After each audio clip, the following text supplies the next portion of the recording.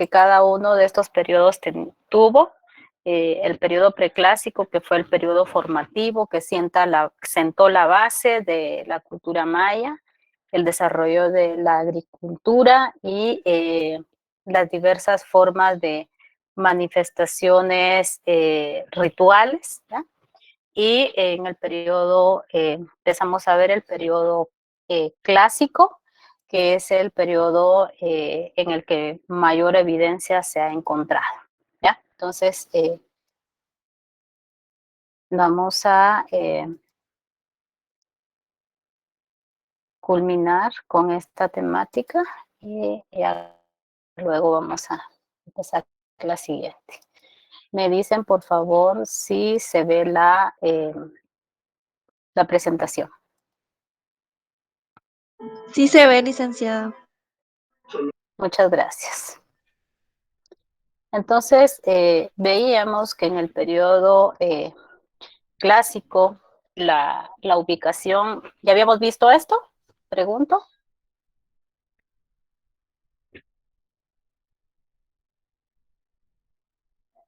¿Ya? Bueno, la ubicación de las ciudades que estaban, eran ciudades planas, ¿ya? La arquitectura era monumental, estamos hablando del periodo clásico. Las guerras eran demasiado esporádicas, ¿ya? Entonces, estas ciudades como Tikal, esta es la Acrópolis Central, y el templo, este es el Gran Jaguar y este es el templo 2. Entonces, ¿qué es lo que generalmente se ve, qué es lo que más se conoce de la cultura maya, conjuntamente con ciudades como el Mirador, Yaxchilán, eh, Río Azul, y también Quiriguá, ¿ya? Entonces, que son en el territorio que hoy es Guatemala, es lo que se conoce con más frecuencia, ¿ya?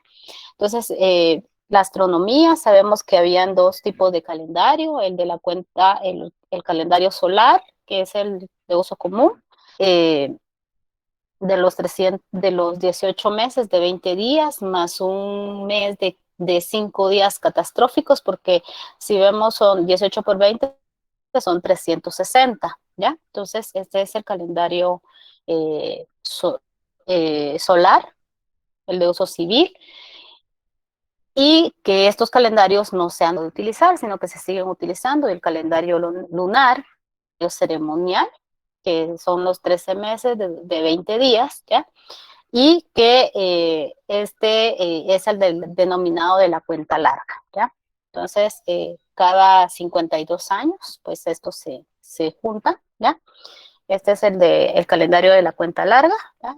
Cada uno de los mayas perfectos matemáticos y conocedores del manejo del tiempo, ¿ya? Entonces tenemos ciudades observatorio muy importantes, que se desarrollan en este periodo. Entonces, creo que vimos los solsticios, el solsticio de invierno, que esta es el sub 7 o el 7 sub de la ciudad de Huachatún. Entonces, tenemos los solsticios que tenemos el de verano, que es el 21 de junio, que marca el inicio del verano, y tenemos el de invierno, que es el 21 de diciembre, que se marca en esta parte de acá, ¿ya? Entonces, el equinoccio, los equinoccios, uno de otoño, que es el 21 de septiembre, que está próximamente a suceder, y el de primavera, que es el 21 de marzo, y entonces estos marcan estas estaciones que influyen en los ciclos de la agricultura, ¿ya? Entonces, y esto por medio de observación de los cuerpos celestes, ¿ya? Entonces, estamos hablando de una sociedad muy avanzada, ¿ya? Entonces, eh, tenemos también en el área de México, en Mérida, en Yucatán, tenemos el más grande observatorio del área maya, mesoamericano, que es el observatorio del Caracol, ¿ya? Entonces, también son muy significativos, ¿ya? Entonces, la forma de la agricultura, la base de la agricultura, tenemos el maíz como el principal, la principal fuente de vida, ¿ya? Tanto con un significado tanto en la alimentación como también como algo sagrado, ¿ya? Entonces, sí, la relación entre tierra, humano y tierra, esa cuestión dual, también la utilización del sistema de chinampas, ¿ya? Para la agricultura, que fueron estas balsas flotantes en donde se sembraba, ¿no? Entonces, eso nos habla de técnicas bien fundamentales, ¿ya? Los productos. La cosmovisión, bastante importante, ya lo que les hablaba de las dualidades, de lo bueno, lo malo, ya la luz, la oscuridad, aquí es mucho más complejo la utilización del jaguar, o sea, el jaguar era muy importante y como un animal ágil y también un animal que con una relación muy importante, muy significativa en la cosmovisión maya, ¿ya? Entonces, también tenemos a dioses, estos son algunos de las deidades del panteón maya, ¿no? Entonces, Itzana, Ixchel y Chac, ¿ya? Que es relacionado con la lluvia, Agpuch, el dios de la muerte, ¿ya? Y tenemos también a Gukumats, ¿ya? Que en el área mexicana se le conoce como la serpiente emplumada, ¿ya? Y también tenemos la relación acá con el área maya del territorio guatemalteco como Gucumats, ¿no? ¿Ya? En México sería, mexica sería Quetzalcoatl, ¿ya? Entonces, hablábamos también de esta situación, ¿ya? Entonces, bastante importante, ¿ya? Hablábamos también de la ceiba, que sus raíces es de lo más fundamental, de lo más significativo.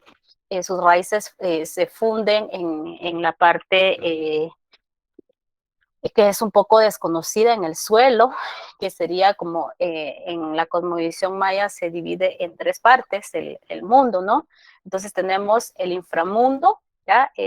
O Xibalbá, que es en donde habitan los seres de la oscuridad, los seres de la noche, y tenemos el mundo presente, ¿ya? Que es el cotidiano, y el supramundo, ¿no? Que es ese a donde llegan las ramas de la ceiba. Y entonces hay una relación muy, muy importante con la ceiba, porque a la sombra de la ceiba suceden muchas situaciones, ¿no? Entonces, tenemos las ceibas en diferentes lugares del país y de toda el área mesoamericana, ¿ya? No sé si conocen la ceiba de Palín, ¿ya? La misma ciudad universitaria tiene algunas ceibas, ¿ya? Que están ahí. Entonces tenemos, porque es bastante fundamental la ceiba dentro de la cosmovisión maya, ¿ya? Entonces veíamos esto, el, eh, donde se comprueba lo del el jaguar, la piel, pantaloncillos de la piel de jaguar, y tenemos acá al danzante, ¿ya? Y acá está la famosa chocolatera, ¿ya? Cuando se le hicieron las pruebas, pues se encontraron residuos que había tenido en su interior semillas de cacao, que es una ofrenda, ¿ya? Que se encontró en el área de Río Azul. Esta es una foto que me sale un poco no tan bien por el vidrio que tiene acá, pero sí se logra distinguir un poco bien el vaso de los danzantes. El arte maya, ¿ya?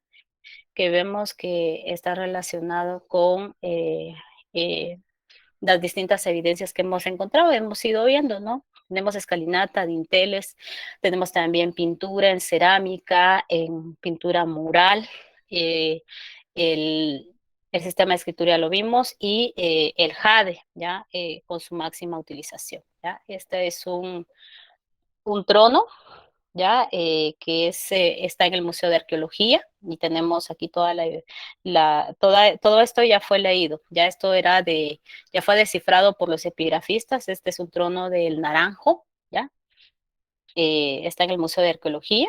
Está el jade, ¿no? La utilización de el jade verde imperial, que es del área mesoamericana, principalmente de la cuenca del río Motagua, ¿ya?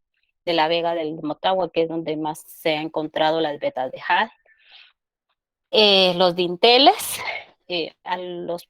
los pocos que han sobrevivido al tiempo, y esta es un panel, ya, del área de Yaxchilán. Entonces esta es importante porque es significativo, porque muestra el poderío que tuvo una mujer, ya, fue una gobernante, ya, de las pocas que se han encontrado evidencias en el área maya. ¿Ya? Entonces, este es uno de estos dinteles que, por el tipo de piedra en el que fue tallado, pues ha estado bastante deteriorado, ¿ya? Entonces, es lo que ha quedado. Bueno, entonces, ¿qué sucede? ¿Qué sucedió? ¿Qué pasó con los mayas, no? Entonces, hay diversas interpretaciones que se han realizado, ¿ya? Sobre qué pasó. Porque si se había llegado a un punto tan importante de desarrollo, ¿qué sucedió? No sé si ustedes han escuchado algo acerca de esto. Pregunto.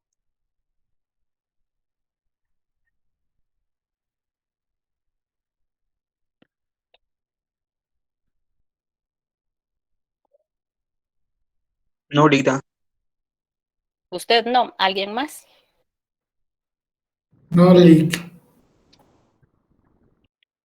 Hay que leer, jóvenes.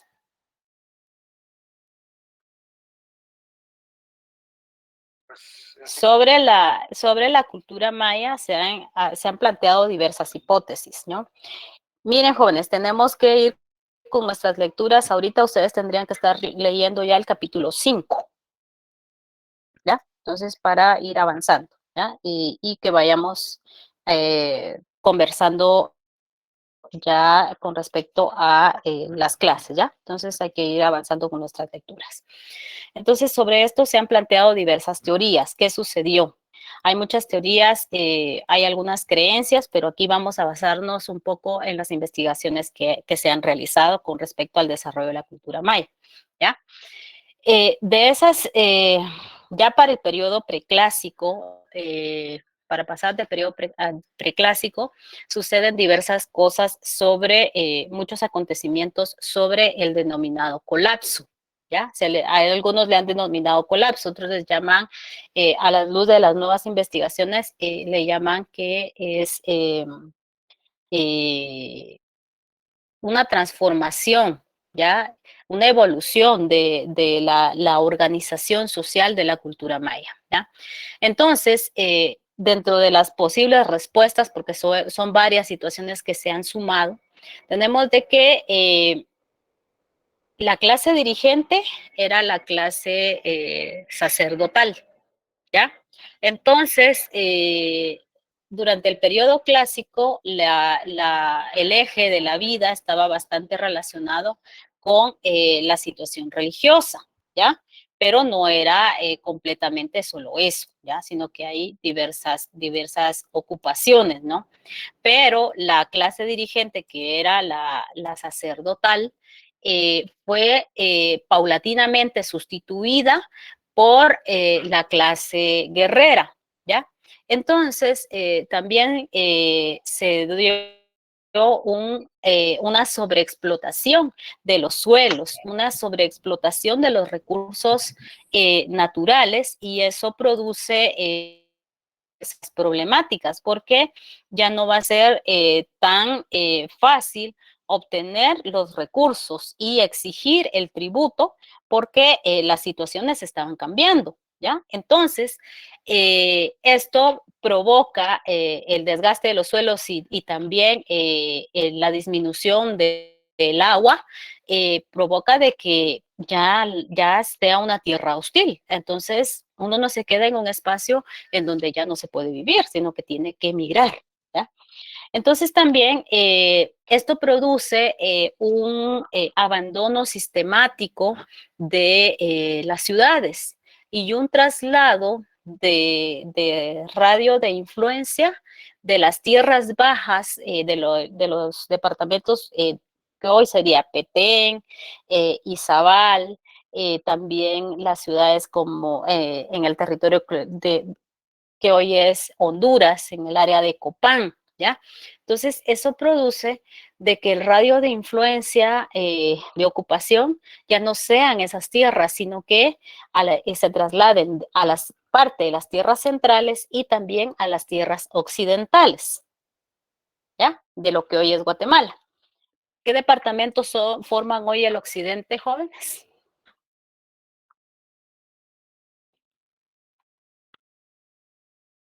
Xela, Totonicapán, Huehuetenango, Ajá. Sololá, Uh-huh. San Marcos. San Marcos. ¿Qué señoríos se desarrollaron en estos territorios?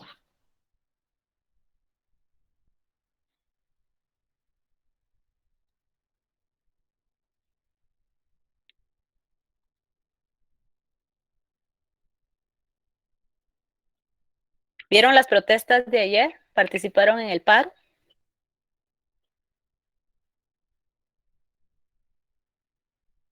Pregunto. O si Yo no sí participaron, participé. ¿qué observaron? A ver, ¿quiénes convocaron? Eh, fueron convocados los 48 cantones de Totonicapán. Ajá. ¿Qué cultura habita en Totonicapán? Xinca, los pueblos Xinca. No. El Parlamento de Chica convocó también. Ahí están los utuiles. Quiché, La cultura quiché. ¿ya? Esos son los señoríos, ellos son descendientes de los que ocuparon esos territorios, de población maya, ¿ya?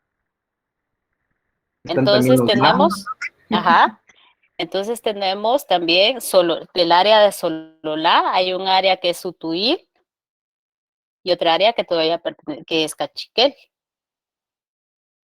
Huehuetenango. Entonces, veamos, jóvenes, esas relaciones que estoy tratando de hacer es parte de la evolución que tuvieron los mayas, ¿ya? Y que se asentaron en territorios que les ofrecieran otras condiciones de vida, ¿ya? Entonces, hay que ir como haciendo esas relaciones, ¿ya? Entonces, vamos a ir tratando de explicar esto.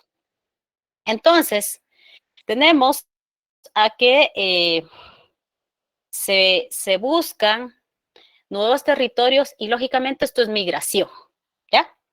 Entonces, de las tierras bajas, de las tierras cálidas, de los departamentos que les había mencionado, el radio de acción se traslada, ¿ya? Lógicamente esto fue paulatino y a través de varias décadas y hasta cientos de años, ¿ya? Entonces, más o menos encontré como para ir explicando estas imágenes, ¿ya? La sobreexplotación de los suelos, las sequías, ¿ya? Toda la cuestión de la deforestación. Entonces, hace que estas tierras ya no sean aptas para el cultivo, ¿ya?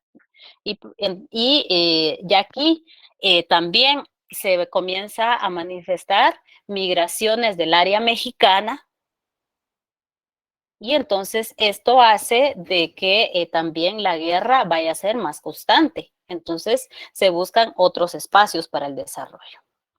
Entonces, esto nos lleva al denominado periodo posclásico, ¿ya? En el periodo posclásico, acá, como la situación, lo prioritario es sobrevivir y defenderse, como también obtener tributos, ¿ya? De los pueblos que se vayan capturando. Entonces, acá hay algo fundamental. de que lo que aquí se desarrollan, se les conoce como señoríos, porque son gobernados por señores, por casas familiares, y la clase que va a gobernar conjuntamente con los linajes van a ser la clase guerrera, ¿ya? Entonces, como la ocupación principal, la cuestión defensiva de hacer la guerra y la obtención, la conquista de nuevos territorios y un férreo control del territorio, porque eso es fundamental, entonces se desarrollan los diversos señoríos, ¿ya? Quechí, Acchí, Pocom, que se asientan un poco en el área central y en el territorio de lo que hoy es Palín, ¿ya? Tenemos también Quiché, Cachiquel, Mam, Sutuil, Pocomam, ¿ya? Entonces, todos estos territorios son señoríos totalmente independientes, ¿ya? Son naciones independientes. Y hay algo fundamental acá, el concepto de Guatemala no existía todavía aún, no estaba desarrollado a lo que conocemos en la actualidad. Entonces, desde la historia oficial se ha dicho por parte de esos ideólogos de la construcción de esa falsa identidad, de que hubo una traición entre quichés y cachiqueles. Y no, lo que había eran estrategias de guerra distintas, ¿ya? Poblados totalmente independientes que veían por el control de su territorio, ¿ya? Y por la obtención de sus medios de sobrevivencia y de defensa, ¿ya? Eso es fundamental. Y son las situaciones que encuentran esos grupos de conquistadores que llegan acá, ¿ya? Entonces, esto quiero que quede de una vez así bien establecido desde ahorita para comprender los siguientes acontecimientos.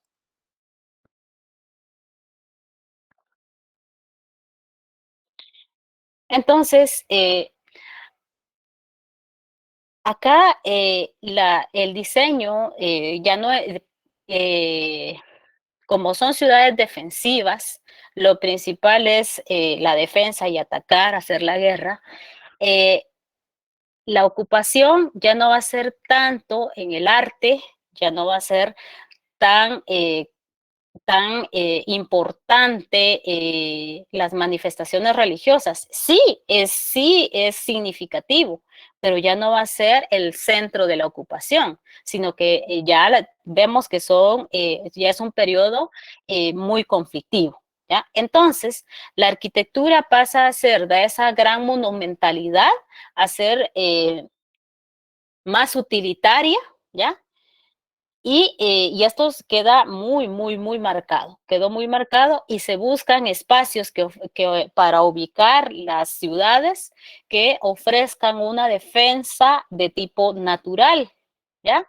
Entonces, estas defensas naturales es en lugares poco accesibles, ¿ya? Y esto lo vamos a ver muy bien en las ciudades que se fundaron, como la ciudad de Iximiché, la ciudad de Misco Viejo o Chuanima Abaj, que es el nombre en idioma cachiquel, ¿ya? Entonces están ubicadas a orilla de barrancos, ¿ya? Entonces ya venían migraciones tanto de toltecas y de mexicas, ¿ya? Y eso no quiere decir que no hayan habido comunicaciones, sí habían comunicaciones comerciales, sí también habían correos, correos o personas que llegaban llevando mensajes, ¿ya? Sí existía, pero también existían los enfrentamientos. Entonces, era un periodo sumamente convulsionado, ¿ya? Que se vivía hasta las fechas en que se produce la llegada, la irrupción de los españoles en los territorios que hoy conocemos como Guatemala. Entonces, parte de las características acá es que las inscripciones en estelas desaparecen, más no desaparece en pintura y en cerámica, porque hay suficiente evidencia del periodo posclásico que sí se utilizó, pero la escritura en estelas desaparece, ¿ya? La cerámica es más utilitaria, menos adornada, era más, la función que ejercían para el uso doméstico, como también para cuestiones religiosas, sí se utilizaba, pero no era tan cargada como en el periodo anterior, que es el periodo clásico, ¿no? Entonces, esto va a ser, por la premura que había, pues era más importante la función que ejercían que la decoración, ¿ya? Entonces, sobrevivió la escritura en códice, ¿ya? Que son los que fueron encontrados al momento en que se produce el proceso de conquista. Entonces, se desarrollaron los señoríos, ¿ya? Estos señoríos tuvieron una ocupación bastante importante hasta el momento en que se da la irrupción de los españoles, ¿ya? Entonces, ellos mantenían esas diferencias dentro de cada uno de los territorios por la ocupación, por el tributo se pagaba en cacao, se pagaba en maíz, ¿ya? O servicios también en construcción de ciudades, porque aquí ya la captura de esclavos era mucho más regular, ¿ya?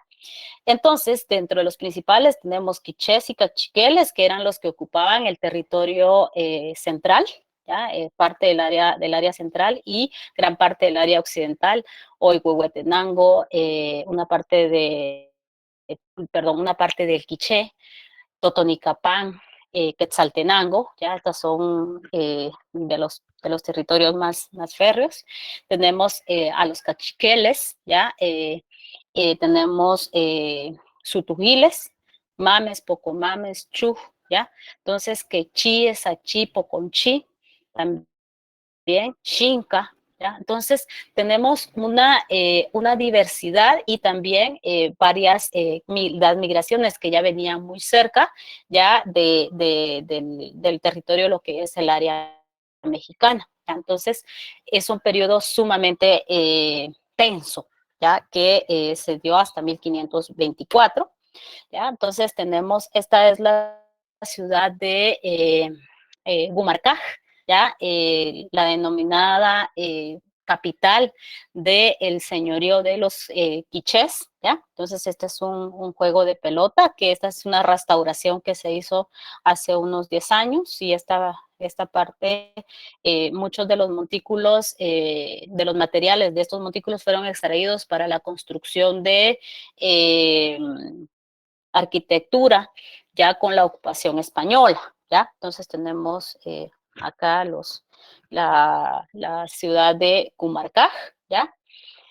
Esta es la ciudad de Isimiché, que es en donde se fundó esta era la capital o la ciudad importante de los cachiqueles, ¿ya? Entonces creo que algunos de ustedes ya conocen, ha ido de visita a este territorio.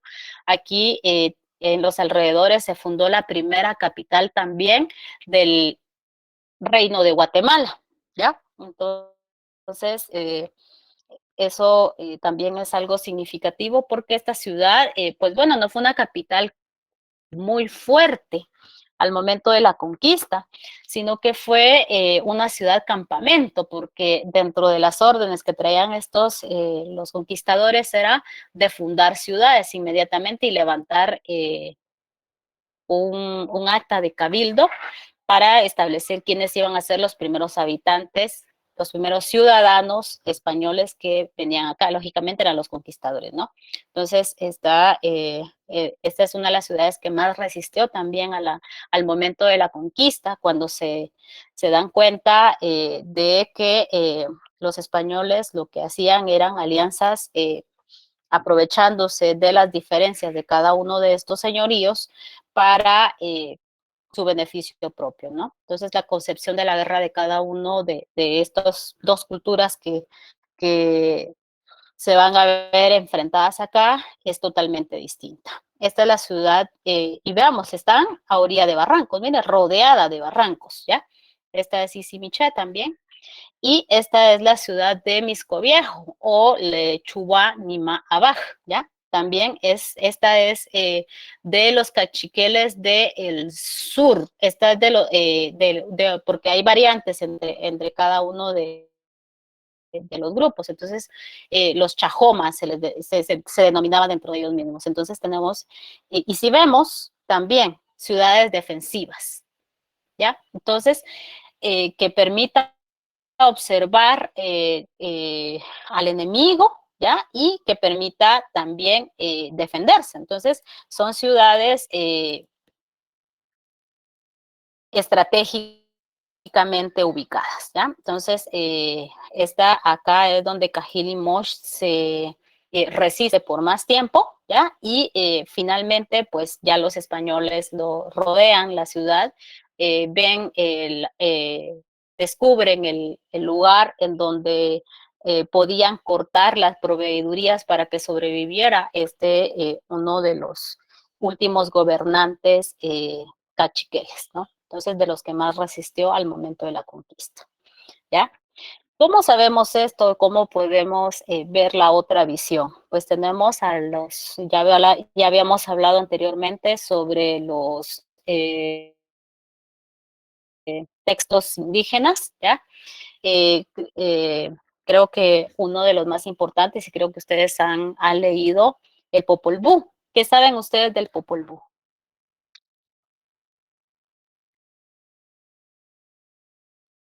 ¿O qué han Es el, conocido del Popol Vuh? A es ver. el libro de la sabiduría maya quiché, Ajá. donde se habla sobre la creación del mundo a través del maíz. Ajá.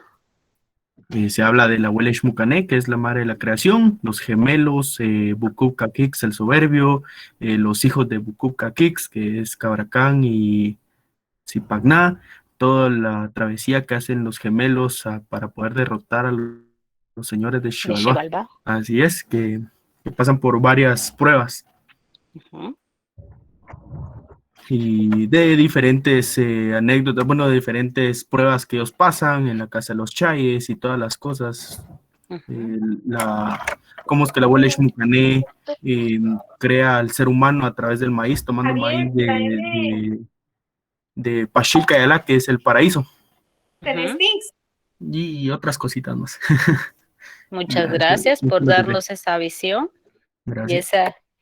y ese pasaje por el Popol Vuh. Es un libro que debemos conocer y que eso como consideraría yo una obligación conocer.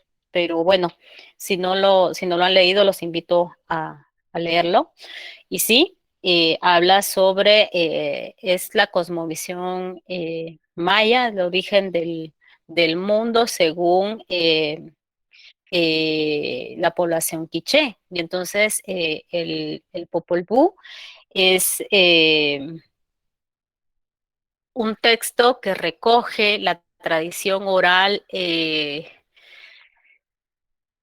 existía hasta el siglo XVI, ¿ya? Y entonces que Diego de Reynoso, a quien se le atribuye la escritura del Popol Vuh, hasta el documento fue descubierto en la parroquia de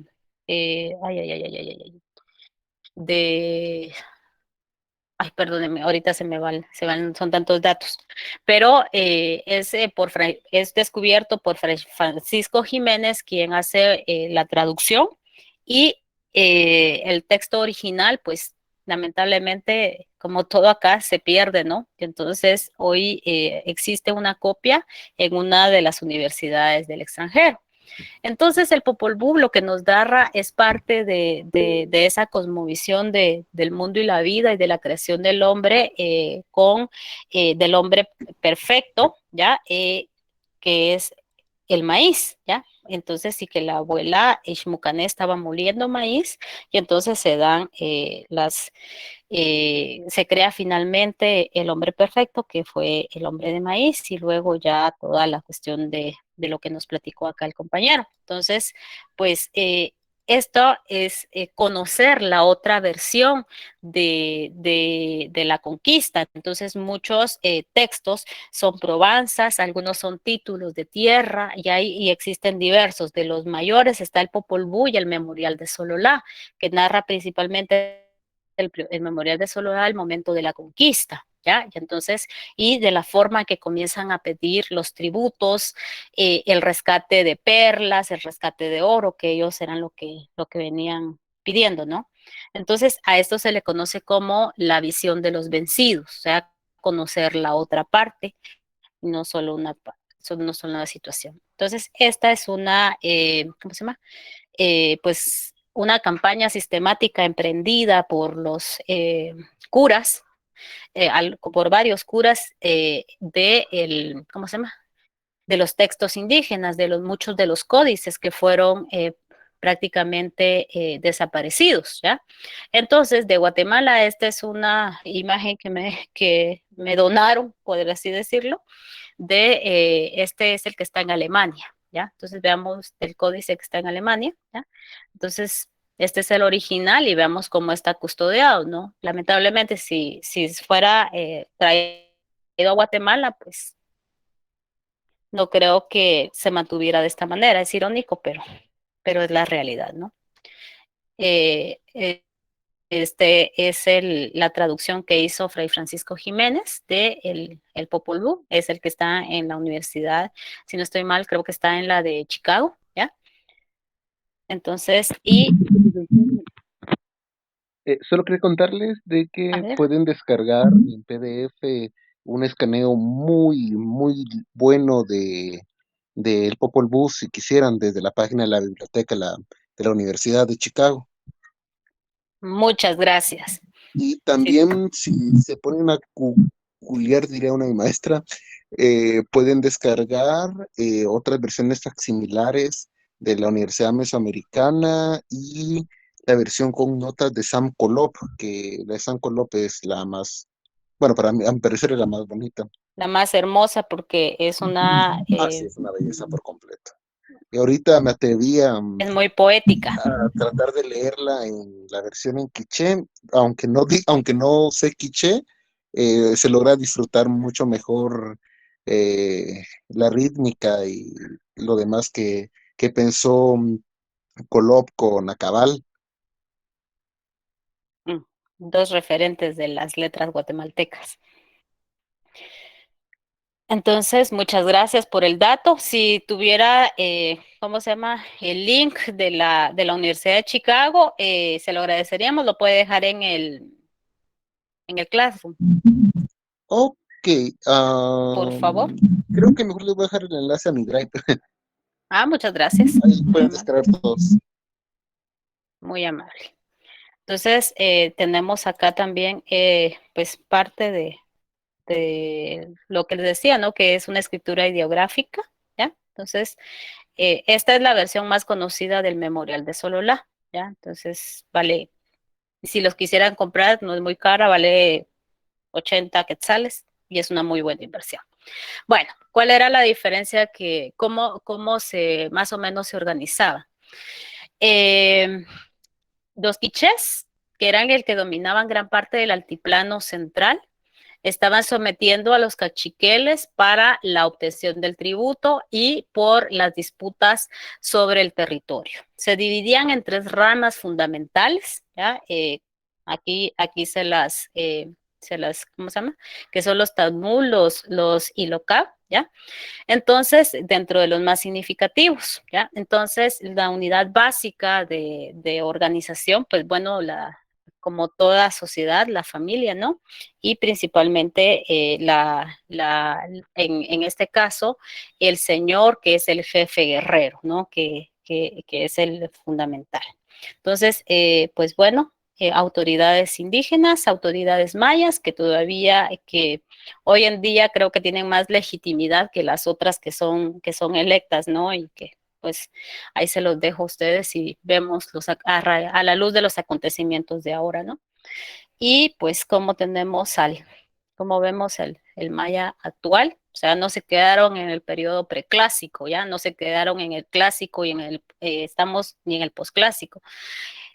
Sabemos que están, ya, entonces es la Guatemala que nos configura hoy en día, ¿no? Entonces, y es la que no, debemos conocer, ¿ya? Entonces, yo lo dejaría acá por esta parte, no sé si tienen alguna duda, porque si no empezamos la siguiente temática y la presentación se las voy a subir, solo que denme chance, entre hoy y mañana se las subo al, ¿cómo se llama? Al Classroom, ¿ya? Y Gracias. les dejo el enlace, ¿ya? Pero vayan acompañando ustedes también con sus lecturas. Gracias, licenciada. Qué amable. Bueno, empezamos entonces. Esto nos lleva a la siguiente temática.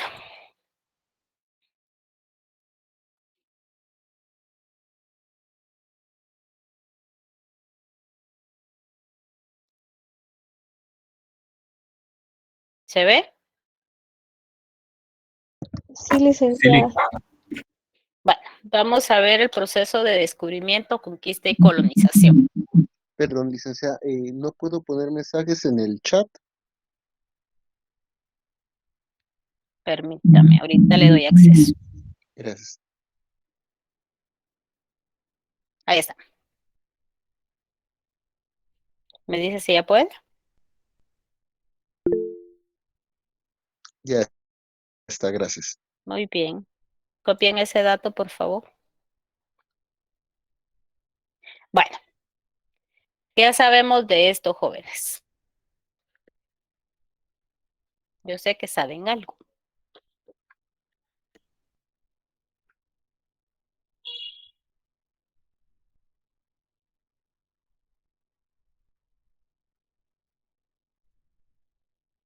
Cuéntenme. ¿Qué saben de? Que Cristóbal Colón fue el que descubrió América. Ajá. Licenciada, ¿se le llama descubrimiento o invadieron, mejor dicho? Vamos a ver. Porque solo ¿Invasión venía o en el avión. descubrimiento? Para ¿Qué mí, dicen invasión. ustedes? Invasión. Para mí, invasión. Invasión. Invasión. Invasión. ¿Qué más sabemos de este acontecimiento? Ya sabemos que fue que Colón, ¿ya?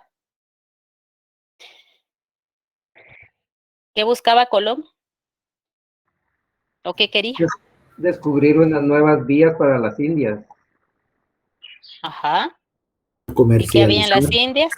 Ajá, pero que lamentablemente todos los tripulantes que venían con él eran ladrones, pues se aprovecharon del descubrimiento realmente. Ujú. Vamos a ver.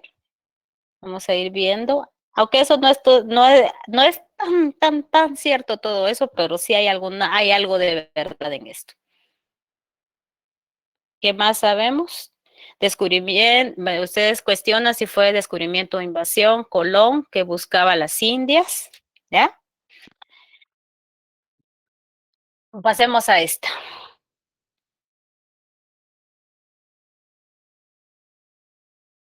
También buscaba oro, ¿no? Y ahí es donde se dio el que daba espejos por oro. No, él no buscaba oro, él estaba buscando unas nuevas vías para las Indias, para fortalecer el comercio. Pero ahí fue donde dio el engaño de espejos. Ah, no, lo que él vio de que había oro, entonces espejitos por oro, ¿ah? Que es lo que se hace actualmente todavía con la gente. Eso es algo de, buscaban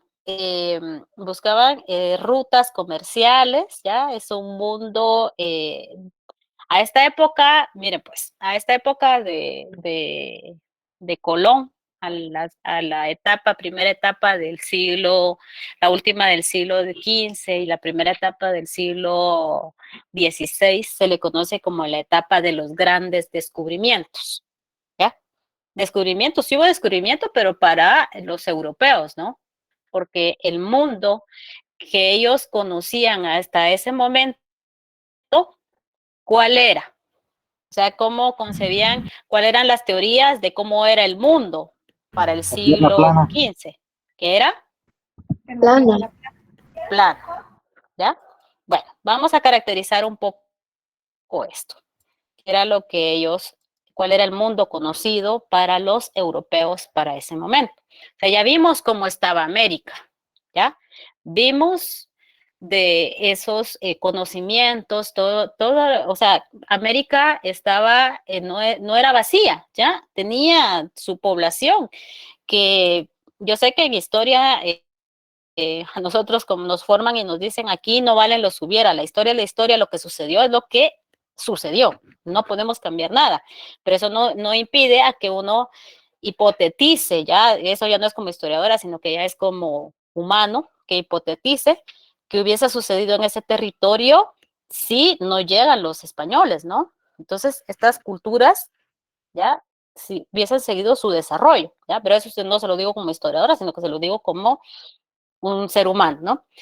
Entonces, sí, encontraron recursos naturales, ¿ya? Entonces, eso es lo que vamos a ir viendo poco a poco. Muchas gracias, esto me ayuda a ver la clase, ¿ya? Entonces, vamos a ver acá. Miren, pues, este era el mundo que conocían los europeos para el siglo XV. Ese era el mapa mundial. La geografía, ¿qué falta ahí? Pues América. América y Oceanía. Uh-huh. Eso es lo que hacía falta para este momento. Entonces, tenemos a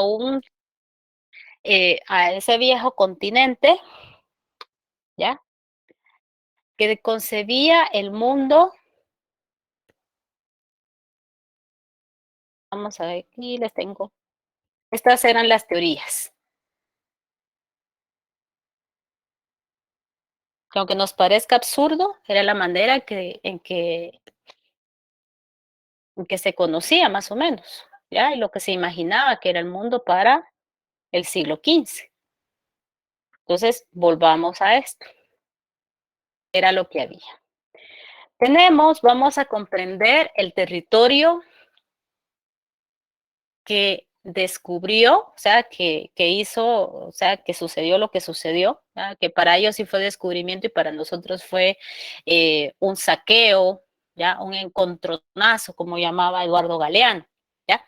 Entonces tenemos aquí de que España no era España todavía, esto eran distintos reinos que estaban en la hoy península ibérica, ¿ya? Eran distintos reinos, ¿ya? Que estaban en una situación, pues, de un feudalismo decadente, ya una época feudal que venía ya en su etapa final, y que los reinos más significativos para el siglo XV, que eran los reinos de Castilla y Aragón, ¿ya? Venían desarrollando una guerra por una ocupación que tuvieron los árabes, ¿ya? Desde el siglo VII en el territorio de la hoy península ibérica. Entonces, ya estos pequeños reinos, los de Navarra, el de Aragón, ¿ya? Estaban en ese proceso de expulsión de los árabes de su territorio, ¿ya? Toda esa cuestión de lo islámico, ¿no? Y hay mucha herencia de esto, incluso que se traslada a América, ¿ya? Entonces, estamos hablando de un periodo sumamente violento para los hispanos ya los castellanos, porque son Castilla y Aragón, los dos reinos que se unen allá por la década de los años 60 del siglo XVI, perdón, del siglo XV, ¿ya? Que es el matrimonio de los reyes católicos de el rey Fernando y la reina Isabel, ¿ya? Entonces, estos dos reinos, al momento ¿cómo se llama? Del matrimonio, la que tenía más capital era la reina Isabel y Fernando lo que tenía era, también tenía un poco de poder, pero el territorio en sí más significativo, porque aquí vemos que son matrimonios por conveniencia, ya muy estratégicamente diseñados. Entonces, ya esto hace la consagración de esos territorios, ¿ya? Entonces, hay un desgaste sumamente difícil, tanto económico, ¿ya? También hay la guerra, lógicamente, causa desgaste, ¿ya? Tanto para su financiamiento como también en un desgaste humano, y es una inversión. Entonces, se estaban buscando esas rutas de comercio, ¿ya? Entonces, además, ese pensamiento de hidalguía, ese pensamiento de los códigos caballerescos, ese pensamiento señorial, ¿ya? Las ciudades sumamente guerreras, ¿ya? Y es lo que se traslada acá, es lo que ayuda a comprender la rapacidad y la intensa violencia que van a ejercer los españoles, o sea, esas huestes de españoles que llegan acá y que dieron como resultado ese proceso tan violento de la conquista, y principalmente que a nosotros, o sea, al territorio de lo que es Guatemala, le toca a uno de los peores personajes de la historia, que es el personaje de Pedro de Alvarado, ¿ya? Entonces tenemos esa sociedad violenta que viene de la reconquista, porque estaban reconquistando su territorio, ¿ya? Estos castellanos estaban expulsando el último califato en caer, es el califato de Granada, ¿ya? Entonces, en donde está establecida la Alhambra, ¿no? Entonces, y esta guerra llega hasta 1492, ¿ya? Precisamente en esos acontecimientos es donde se da el mal llamado descubrimiento de América, ¿ya? Entonces, vamos a ir viendo esta situación. Además de la guerra de reconquista, se emprendían esas grandes misiones que estaban establecidas para recuperar el Santo Sepulcro, que eran expediciones tanto de guerra como expediciones comerciales, ¿ya? Estableciendo rutas de conquista, ¿ya? Y de saqueo de los territorios que estaban en la ruta, ¿no? Para llegar a ese Santo Sepulcro, o sea, el sepulcro de Jesús. Entonces, ¿a qué quiero llegar con esto? A de que es una cuestión muy violenta. Entonces, vemos elementos que se trasladan a América que son totalmente distintos a la visión que había acá. La utilización del caballo, que es un aporte de los pueblos árabes hacia la península, la utilización de armaduras, ¿ya? Y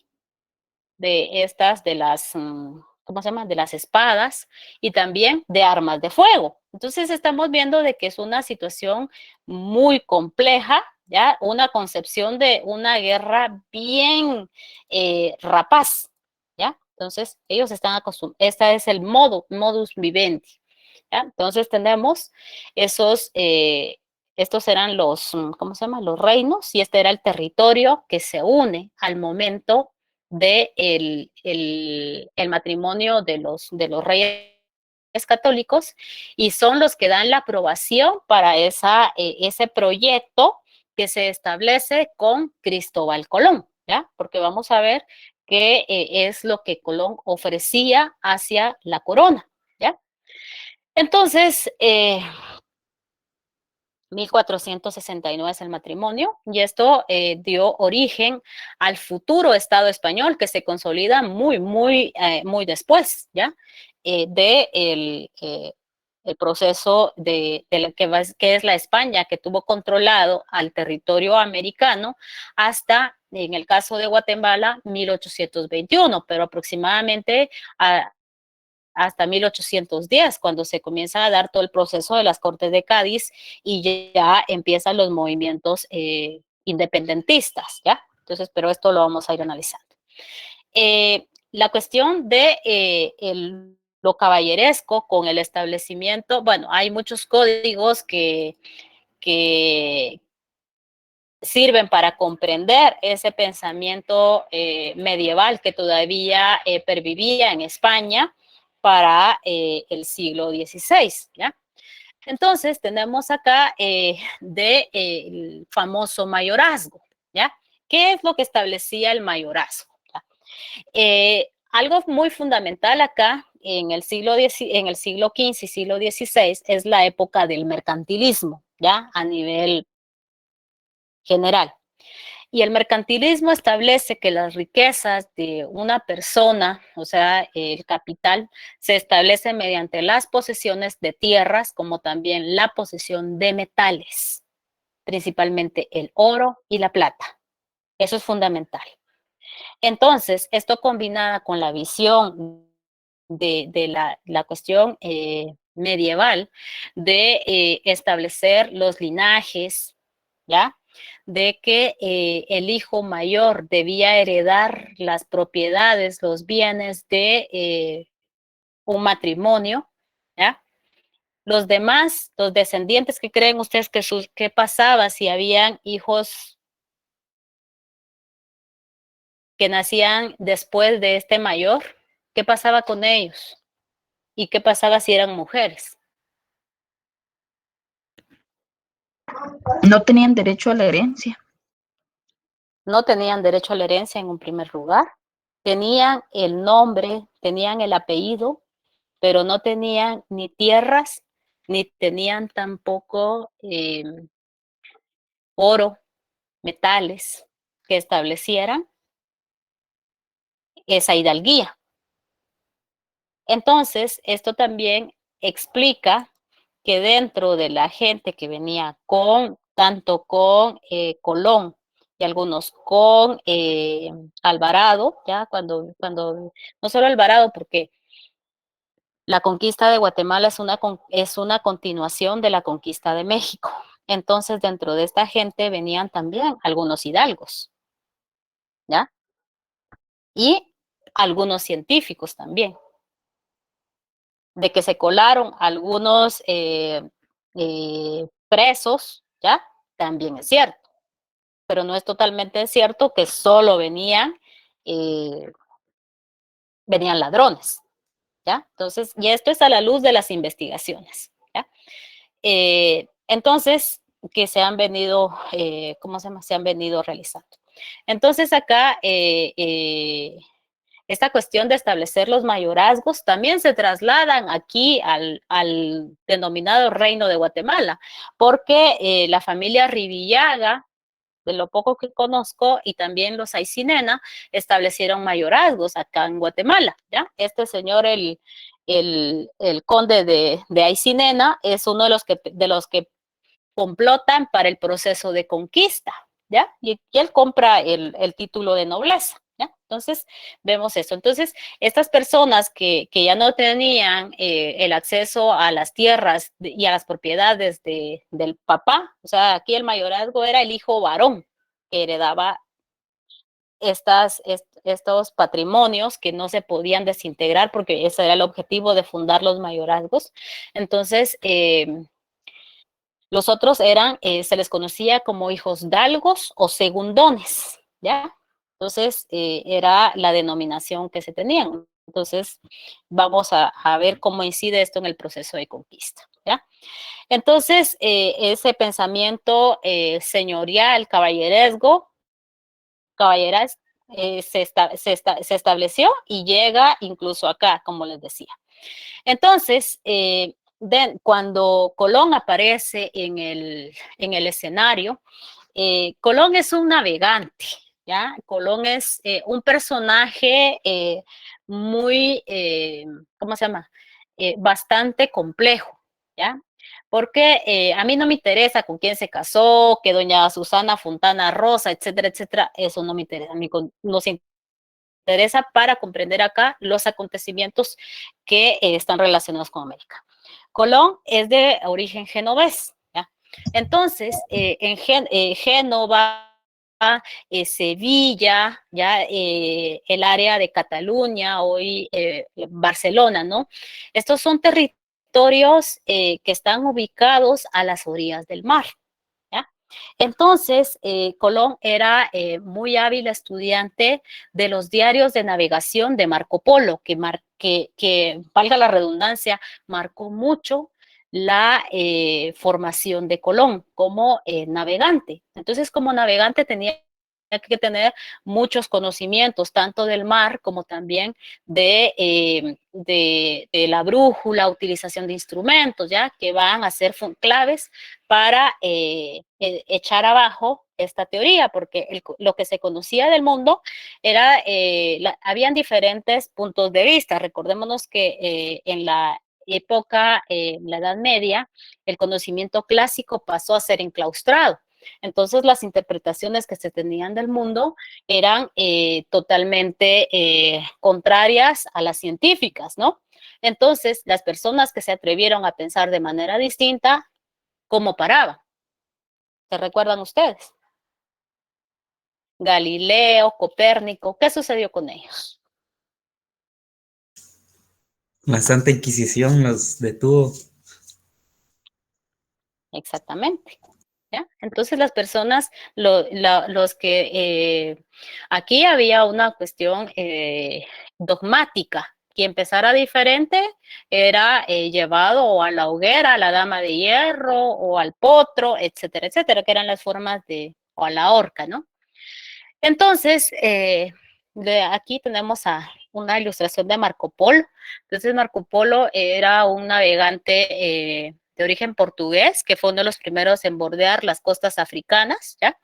Y de encontrar esa ruta hacia el oriente. ¿Y por qué era tan importante la ruta del oriente? Porque lo que ustedes decían, oro, buscaban especias también, ¿ya? Importante, las especies, si ustedes van a su cocina, van a encontrar en su cocina cosas fundamentales que hoy las vemos tan cotidianas y que desencadenaron ese acontecimiento tan significativo en el siglo XV, ¿ya? Finales del siglo XV. Entonces, esta era la formación que tenía Colón. Y aparece en escena y llega tanto a la corte ¿cómo se llama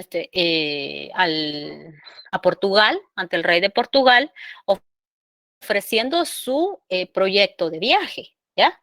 Entonces, se buscaban las rutas de la seda, el oro, ¿ya? Entonces, ese proyecto de viaje es llegar a las islas de las especias, a la China, a la India, las islas, lo que buscaba Colón en sí eran las islas Molucas, ¿ya? En el Océano Pacífico, ¿ya? Entonces, hoy países como Camboya, China, India, Japón, ¿ya? Esas eran las rutas que ellos buscaban. Pero quienes habían ya descubierto estas rutas eran los portugueses. Entonces, no le interesó a la corte portuguesa el proyecto de Colón. Entonces, y lo que proponía era buscar esa ruta sin intrometerse en los intereses de Portugal. Entonces le presentan a un personaje importante que tenía mucha comunicación directa con la reina de España, de Castilla en ese momento, y entonces presenta su proyecto. Entonces aquí se ofrece un proyecto comercial, ¿ya? Es un proyecto comercial que es financiado por diversos socios, porque si es un proyecto, ya es un trato, entonces en ¿cómo se llama? En un negocio hay socios. Entonces, ¿quiénes son esos socios? Tenemos a Colón que se ofrece ya para hacer el viaje conjuntamente con personas que tengan conocimiento del mar, ¿ya? Con personas que tengan, o sea, estamos hablando acá de ciencia también. Entonces, para comprender esto hay que verlo de distintas ópticas, no solo de una óptica, ¿ya? Entonces, están las causas científicas, más o menos estas eran las rutas de la seda. ¿Y por qué estaban buscando otra ruta alterna? ¿Ya? Llegar a Oriente yéndose por Occidente. Porque en la ruta clásica que se hacía tanto por tierra y por mar, estaba en guerra, ¿ya? Constantinopla, hoy Turquía, ya que era el paso natural. Entonces, esto impedía irse por ese territorio. Entonces, esto era lo que proponía Colón, ¿ya? El viaje que proponía, ¿no? La ruta de la seda. Y entonces, acá se va a echar mano de los conocimientos que la ciencia ofrecía para el momento, ¿ya? Entonces tenemos la brújula, muy utilizada por los chinos, ¿ya? Y que es llevada a la península por los árabes. El telescopio, ¿quién inventa este instrumento, este aparatito, joven? Galileo Galilei. Y Galileo tuvo que desdecirse ante el tribunal de la Inquisición de lo que él había descubierto. Y si vemos, comparamos a los mayas, ellos era tan natural observar los cuerpos celestes. Y tenemos también el astrolabio, ¿ya? Este es para direccionar, para ver la cuestión de los astros, ¿ya? Y su influencia en la navegación, ¿ya? Entonces, todo esto es fundamental para que se realicen los viajes de descubrimiento. Otra de las situaciones fundamentales era las naves, ¿ya? Principalmente la carabela, que para este momento ya ofrecía una estabilidad al navegar, ofrecía también una más capacidad de personas y de almacenar productos, ¿ya? Y esto permitía estar más tiempo en alta mar, ¿ya? Y entonces esto fue fundamental para que se realizaran los viajes de descubrimiento. Entonces Colón hace 4 viajes. Yo aquí no voy a hacerles cada una de las rutas y toda la descripción de cada una de las rutas, sino que hay una bitácora porque todos los navegantes para este momento tenían la obligación de hacer su diario de navegación, que son como una bitácora de todo el viaje y de todo lo que iban descubriendo. Además, para poder viajar tenían que tener la aprobación tanto de la corona, ¿ya? Entonces, para comprar todo esto se necesitaba de socios. Entonces estaba la corona, o sea, que dio la autorización, estaba también Colón, que se ofreció a hacer el viaje, y los comerciantes que financiaron, los comerciantes y banqueros que financiaron estos viajes. Y entonces las ganancias que iban a dar estos viajes era para, ¿cómo se llama? Para pagar los costos de ese viaje. Entonces, si el proyecto hubiese dado los resultados que necesitaban, con un saco de pimienta, para ese momento hubieran tenido la capacidad de comprar una carabela. Y era ser millonario para esta situación. Eso se los digo porque he estado pues revisando otras cosas, reinterpretando esto, pues bueno, ahí con otras lecturas que hay. Entonces, ¿qué buscaba? Entonces estas son causas científicas, ¿ya? Estas son las causas económicas.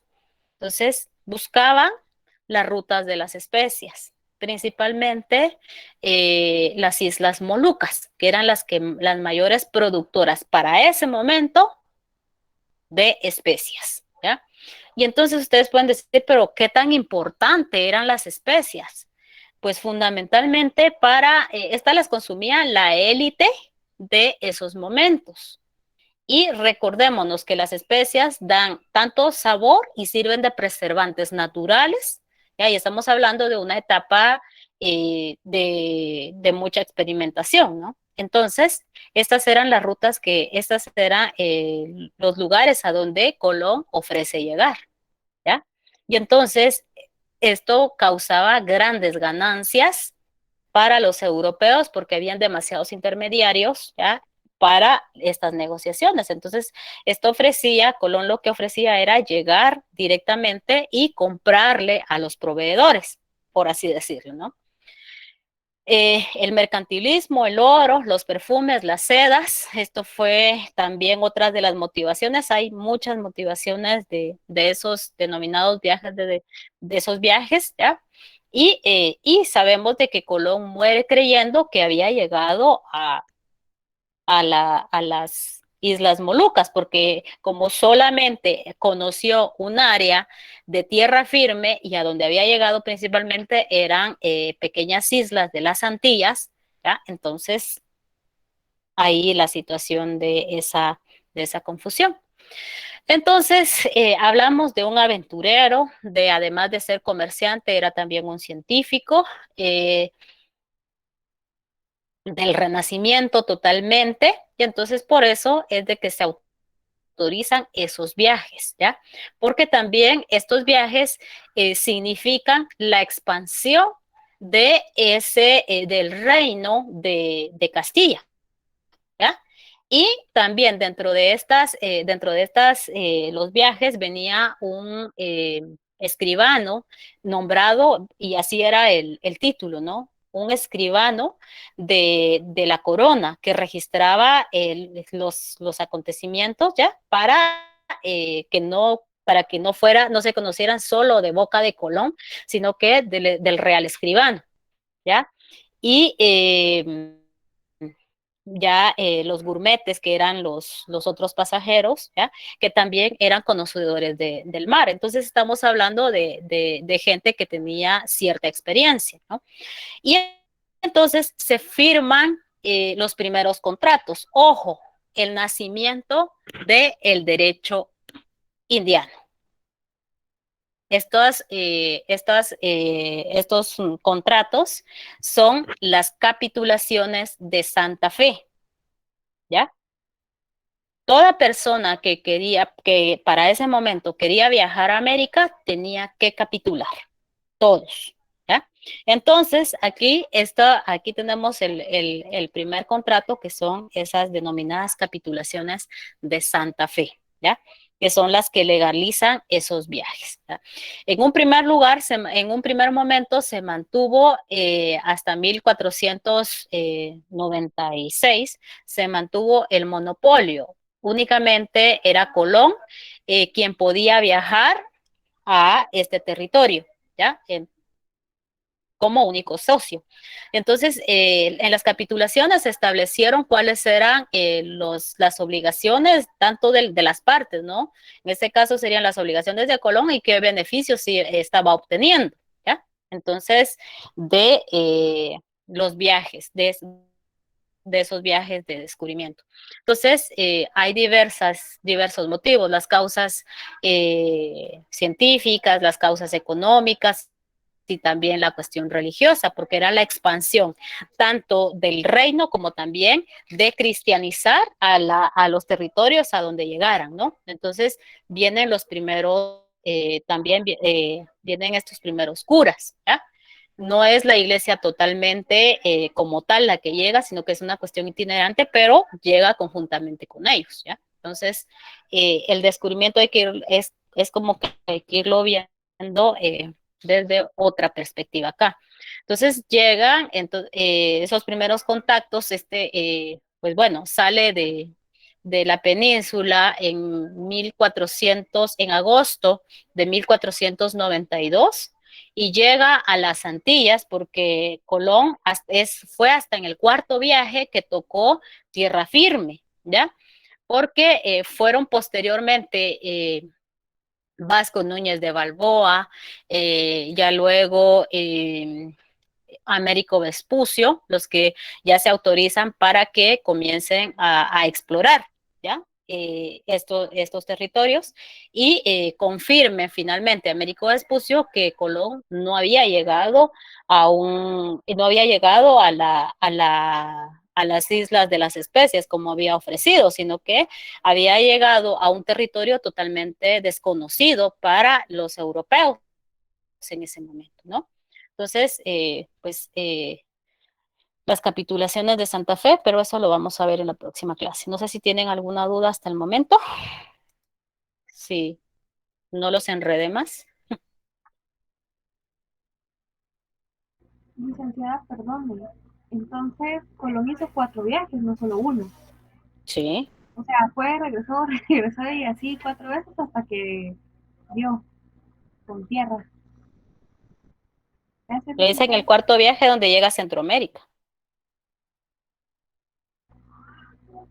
O sea, él descubrió primero Centroamérica, no, digamos, territorio mexicano y todo eso que es ahora, no, Centroamérica. Licenciada, buenas noches. Buenas noches. Sí, si no estoy mal, el primer lugar a donde llegó Cristóbal Colón fue a las islas de Guananí. Guanahani. Guanahani, perdón. Guanahani. ¿Verdad que sí? Sí, hoy Santo Domingo, Haití, toca esos territorios. Que él llamó a esas islas San Salvador. Sí. ¿Verdad? Uh-huh. Entonces tenemos, sí, entonces son las Antillas, ¿ya? No llega a tierra firme en un primer momento, ya llega a tierra firme en el cuarto viaje, ¿ya? Entonces, ya esos más detalles ya ustedes los pueden ir viendo ahí, están aquí en el capítulo 5, ¿ya? Entonces, para que vayamos leyendo, por favor. Sí, licenciada, perdone, si no estoy mal, fue un 14 de octubre de 1492, ¿verdad? 12 de octubre de 1492. 1492. Ahí estamos. Entonces, es lo que conocemos, pues bueno, yo lo dejaría ahí. No sé si tienen otro comentario antes de dar por finalizado. Bueno, entonces nos vemos el próximo día y les encargo sus lecturas, por favor. Que tengan feliz fin de semana y cuídense mucho y vayan a vacunarse. Gracias, licenciada. Gracias, licenciada. Feliz noche. Buenas noches. Feliz licenciada. Feliz noche. Feliz noche. Buenas noches. Buenas noches y feliz fin de semana.